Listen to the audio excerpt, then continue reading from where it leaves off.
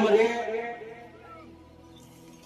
पायरी चढल्यानंतर त्या घरातले वयोवृद्ध माणसं तुम्हाला समोर आले आणि त्यांच्या चेहऱ्यावर हसू दिसलं की समजायचं हे भाग्यवंताचं घर आहे.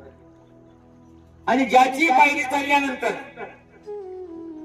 म्हाताऱ्यांच्या चेहऱ्यावर स्पष्टप्रमाणे नाराजी दिसली, समजायचं हे करंट्याचं किंवा कंगालाचं घर आहे. मग भले त्याची 3 ताळाची मालिका असेल, किंबहुना श्रीमंत माणसाची एक खूण आहे. ज्याच्या दारात सगळ्यात जास्त जोडा चपला दिसतील ना, ते श्रीमंताचं घर. आणि ज्याच्या दारात काही दिसणारच नाही, ते कंगालचं घर. तो कुत्र्याला सुद्धा भाकर टाकत नाही, माणसाला काय वाटत नाही. आणि म्हणून श्रीमंत माणसाची, सुखी माणसाची ओळख तीच आहे की ज्याला जास्त मित्र आहेत, ज्याला जास्त सहकारी आहे, ज्याला जास्त नातेवाईक आहे, तो माणूस जगाच्या पाठीवरचा सगळ्यात श्रीमंत माणूस.